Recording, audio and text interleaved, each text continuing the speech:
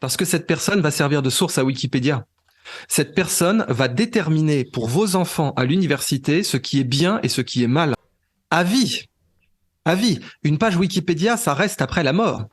Quand le pouvoir a besoin de coller une étiquette stigmatisante sur quelqu'un, vous voulez coller complotiste à quelqu'un, vous appelez une officine, cette officine vous fait un article sur mesure pour dire que X est complotiste.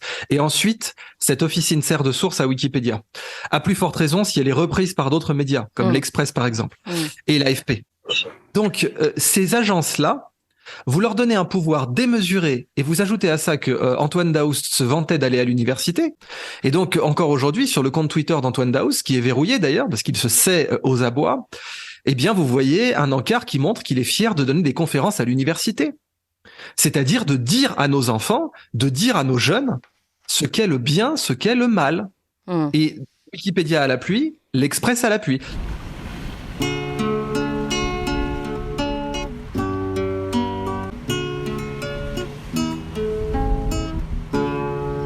Les petits passages. Bonjour à tous, bienvenue sur la chaîne des petits passages. Aujourd'hui, cette vidéo traite d'un sujet très important et je vais vous parler de quelque chose de très grave. En effet, l'information en France est validée par un organe qui s'appelle l'AFP et je vais vous montrer dans cette vidéo en quoi l'AFP valide, oui vous avez bien entendu, valide les fake news. Si cette vidéo vous a semblé pertinente, eh bien partagez-la autour de vous parce que s'il y a bien une vidéo qui doit à mon avis être partagée, c'est bien celle-ci parce qu'on est dans une époque de révélation. Certains parlent d'apocalypse. Eh bien l'apocalypse, ça ne veut pas dire la fin du monde, c'est la fin de quelque chose, mais ça veut surtout dire révélation. Et ce genre de révélation, eh bien c'est ça qui va vraiment permettre aux gens de se réveiller beaucoup plus que d'aller manifester avec une banderole ou un gilet jaune, parce que si nous prenons conscience de ce genre de choses, eh bien nous reprenons de fait notre pouvoir, nous arrêtons de déléguer notre pouvoir à des gens incompétents, nous arrêtons de faire confiance à des gens en qui nous ne devrions absolument même pas faire confiance, donc c'est vraiment très important.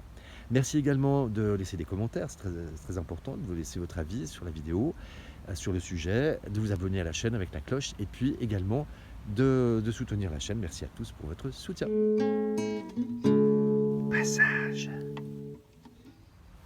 Je vous avais fait une vidéo il y a quelques temps sur la guerre de l'information et puis plus récemment une vidéo qui s'intitulait « Qui décide de ce qui est une fake news ?»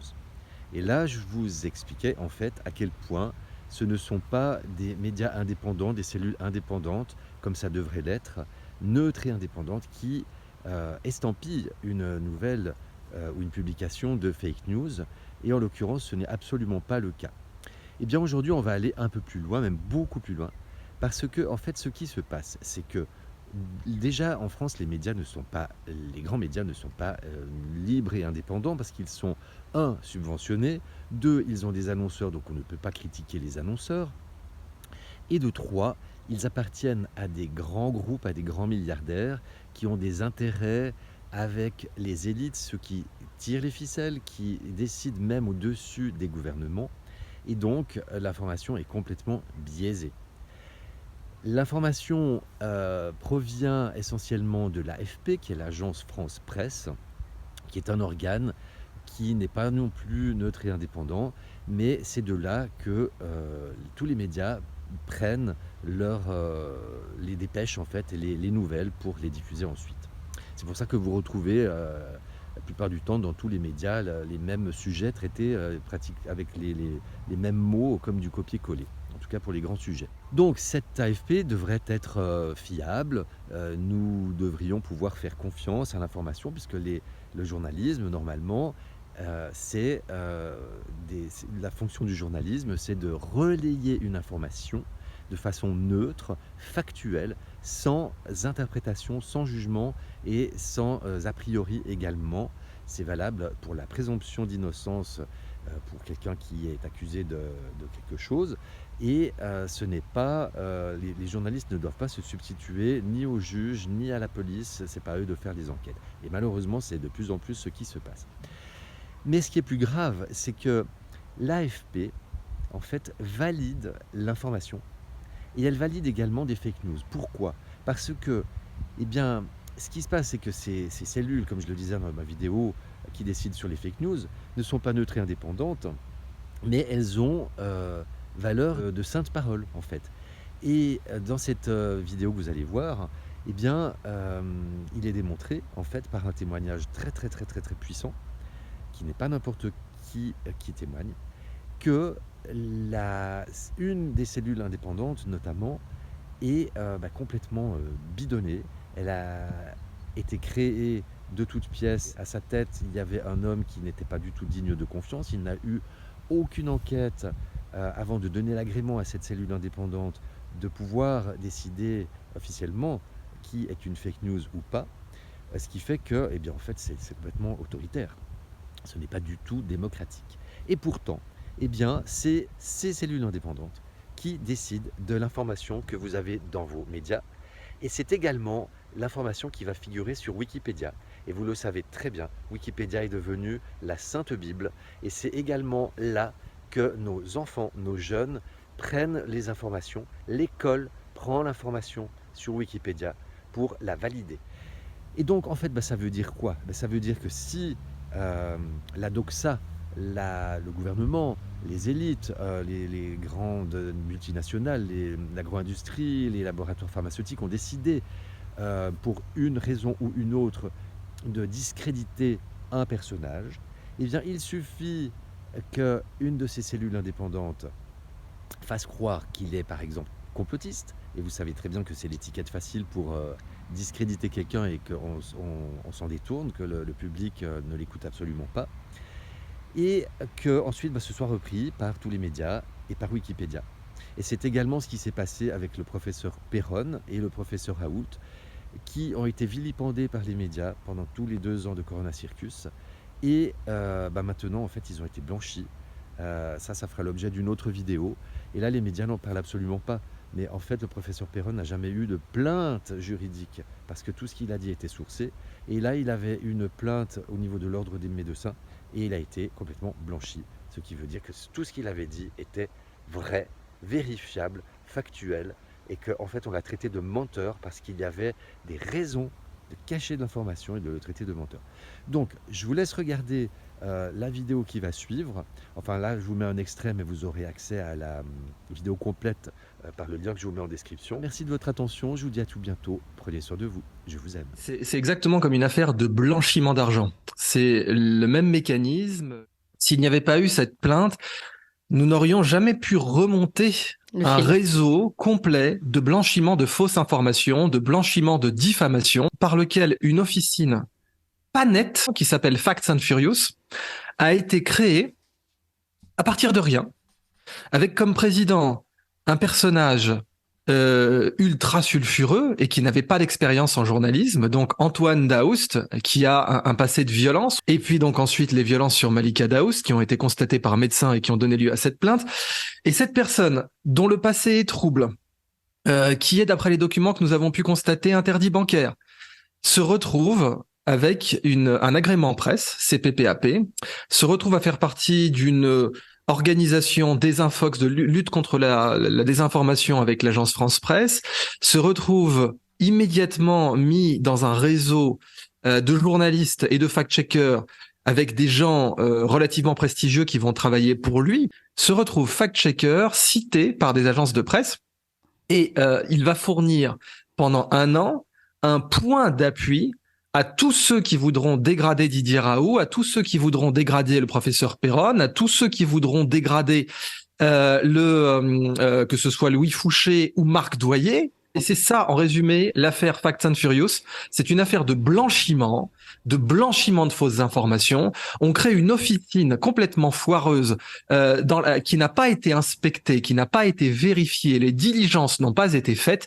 Cette officine qui n'avait rien de sérieux se retrouve du jour au lendemain citée par tous les médias et par Wikipédia pour leur fournir un point d'appui. Cette officine de fact-checking était connectée.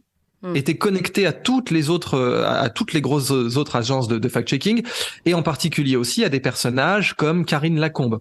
C'est important parce que Karine Lacombe vient d'être reconnue d'une part coupable d'avoir porté atteinte à l'honneur et à la réputation du professeur Raoult, mais pas responsable parce qu'elle a plaidé la bonne foi. Eh bien, si l'affaire Fast and Furious avait explosé avant ce verdict, je peux vous garantir que l'excuse de bonne foi aurait été revisitée par les juges, parce que ce que Malika Daoust nous montre, entre les liens qui existent entre Antoine Daoust et Karine Lacombe, c'est aussi quelque chose qui permettrait de revisiter la bonne foi. Donc, officine pas nette, parce que personne n'avait fait ce qu'on appelle les diligences, les analyses préalables, à savoir qui est cette officine, comment elle travaille, est-ce qu'elle est indépendante, est-ce qu'elle est dirigée par des gens qui ont des compétences en journalisme, et surtout est-ce qu'elle est neutre quand elle se présente comme indépendante et neutre, est-ce qu'elle l'est réellement? Eh bien, encore une fois, quand nous avons fait cette enquête, alors je l'ai faite et François l'a faite aussi pour vérifier tous les faits, donc on n'a vraiment pas pris de risque. Tout ce que nous avons analysé a été vérifié 2 fois, une fois par moi-même et une fois par François. Eh bien, nous avons vu qu'en fait, quand on tirait le fil de cette affaire de violence conjugale aggravée, eh bien, on avait une officine complètement foireuse qui était citée comme parole d'évangile par tous les journalistes, et j'insiste, pour descendre des personnes, pour attaquer Raoult, pour attaquer Péronne, pour attaquer Marc Doyer. C'était une officine dont et on le voit à la fréquence des mots utilisés, qui était utilisée pour attaquer ces personnes-là. Et pour conclure, ce qu'on a vu, c'est que quand donc Malika Daoust prévient l'agence France Presse, leur dit, parce qu'elle a prévenu l'Élysée aussi, et l'Élysée lui a répondu tout de suite. Donc Malika Daoust dit, voilà, moi je suis victime de violences aggravées. Elle prévient l'Élysée, l'Élysée répond. Quand elle prévient l'agence France Presse plus tôt, quelques mois plus tôt, l'agence France Presse va écrire à Antoine Daoust pour lui dire, vas-y mollo Antoine, si c'est pas gravissime ça. Parce que cette personne va servir de source à Wikipédia. Cette personne va déterminer pour vos enfants à l'université ce qui est bien et ce qui est mal. Quand le pouvoir a besoin de coller une étiquette stigmatisante sur quelqu'un, par exemple complotiste, vous voulez coller complotiste à quelqu'un, vous appelez une officine, cette officine vous fait un article sur mesure pour dire que X est complotiste. Et ensuite, cette officine sert de source à Wikipédia. À plus forte raison si elle est reprise par d'autres médias, comme l'Express par exemple, et l'AFP. Donc on a un personnage qui n'est pas qualifié, qui se retrouve du jour au lendemain à être capable de déterminer, de prêcher la vérité à vie. À vie. Une page Wikipédia, ça reste après la mort. Tout à fait. La page Wikipédia, par exemple, du professeur Luc Montagnier, elle lui survit. Donc, ces agences-là, vous leur donnez un pouvoir démesuré, et vous ajoutez à ça que Antoine Daoust se vantait d'aller à l'université. Le type n'a pas la moindre qualification pour faire des conférences à l'université, à part son réseau social qu'on lui a donné subitement. Et donc, encore aujourd'hui, sur le compte Twitter d'Antoine Daoust, qui est verrouillé d'ailleurs, parce qu'il se sait aux abois, eh bien, vous voyez un encart qui montre qu'il est fier de donner des conférences à l'université. C'est-à-dire de dire à nos enfants, de dire à nos jeunes ce qu'est le bien, ce qu'est le mal. Et Wikipédia à l'appui, l'Express à l'appui. Ouais. Non mais vous êtes qui? Vous êtes qui pour attaquer comme ça le professeur Raoult, le professeur Péronne, Marc Doyer? Vous êtes qui pour pouvoir détruire leur page Wikipédia? Vous êtes qui pour pouvoir donner des appuis à la presse qui va blanchir vos fausses informations et qui va blanchir parfois même peut-être vos diffamations?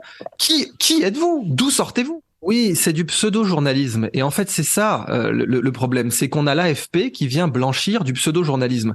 Et ces appuis sont très utiles pour plaider la bonne foi. Quand vous avez un Fast and Furious, vous pouvez plaider la bonne foi. Vous pouvez dire, mais moi, vous savez, monsieur le juge, quand j'ai diffamé le professeur Raoult, je ne pouvais pas savoir. Parce qu'il n'y a pas de fumée sans feu. Parce qu'il y avait des blogs qui avaient l'air sérieux, qui avaient un agrément France Presse, qui avaient un contrat avec France Presse et un agrément CPPAP.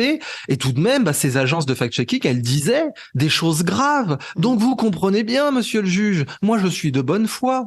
Et c'est ça en fait, c'est une affaire de blanchiment. Du coup, on enquête, on fait mais qu'est-ce que c'est que cette officine? Qu'est-ce que c'est que ce truc Fast and Furious? Ça n'a rien de sérieux, ce n'est pas du journalisme, mais c'est utilisé par des gens mis en cause pour plaider la bonne foi et c'est utilisé pour blanchir des attaques sur des personnes ciblées. Je rappelle que le patron de l'AFP, à l'heure où nous parlons, est mis en examen pour diffamation. Et vous pouvez être sûr que dans sa mise en examen pour diffamation, il va plaider la bonne foi. Eh ben, les points d'appui comme Fast and Furious servent spécifiquement à cela.